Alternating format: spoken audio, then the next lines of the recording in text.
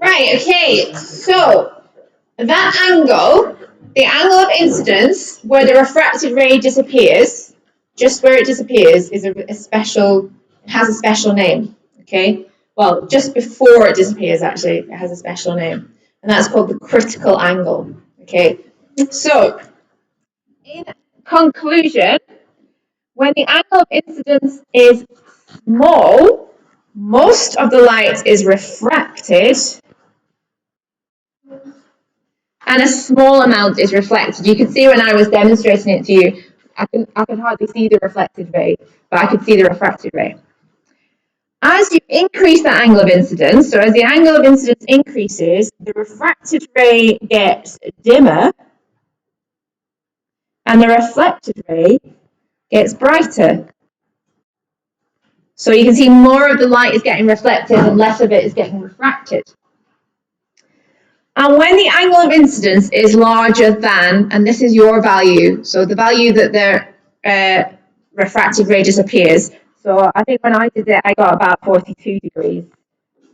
So what have you got, like 50 degrees, 45 degrees, put that down there. So when the angle of incidence is larger than your angle, all of the light is reflected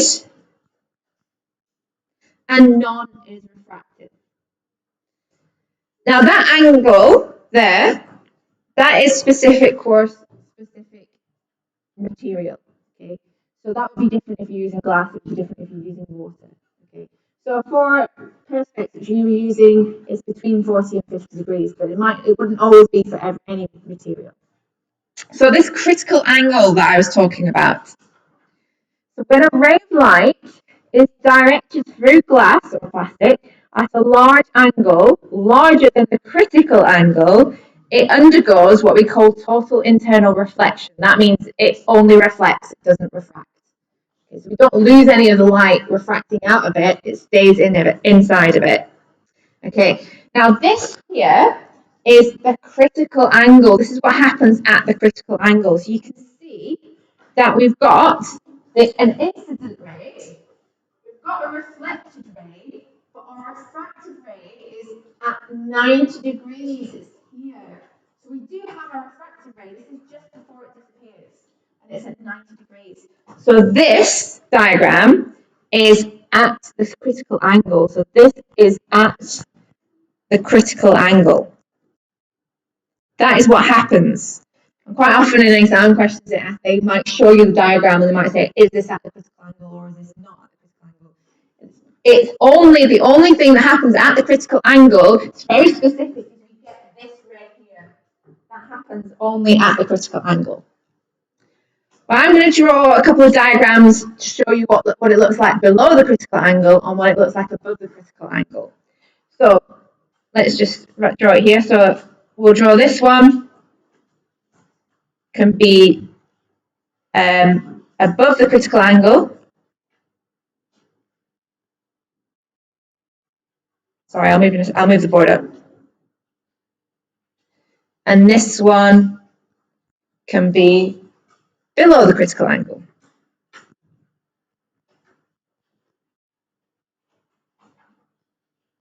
So above the critical angle, all we have is reflection.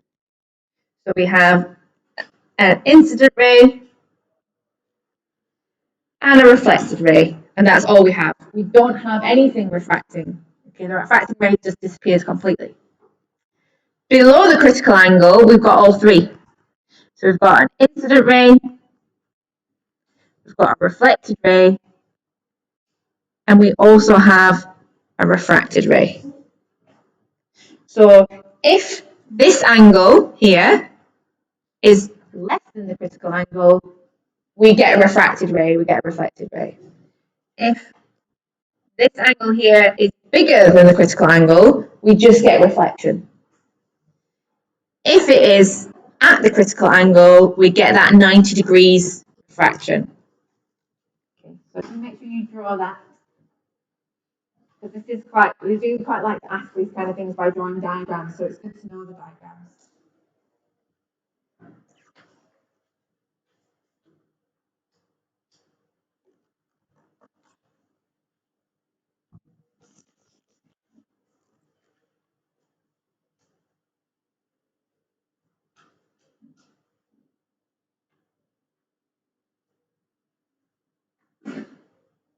And this critical angle, this total internal reflection is quite important, as we'll see in a second.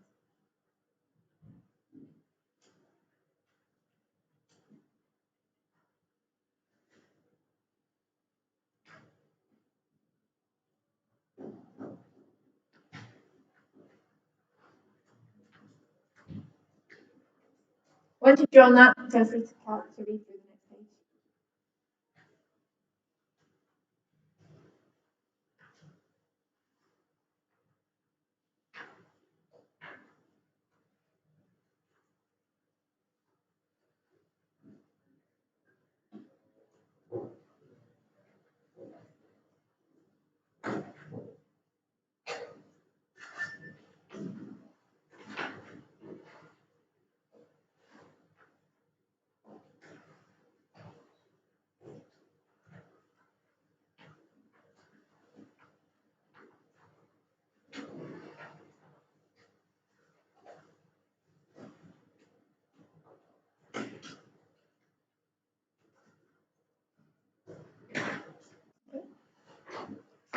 Is anyone still drawing? Okay, so this is total internal reflection. Okay, so that is the special, it's quite useful to use total internal reflection. There's quite a few applications that I'll let you read about in a second. But first of all, what I want to do is complete this diagram at the top, this nice easy one. So total internal reflection of light inside a narrow glass rod allows light to travel from one end to the other, even if the rod is bent. Okay, and the diagram here is basically you just want to keep reflecting light along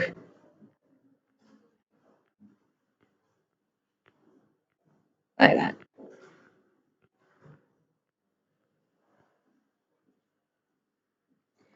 And fiber optics and things like that you might have heard of before. It's used in those.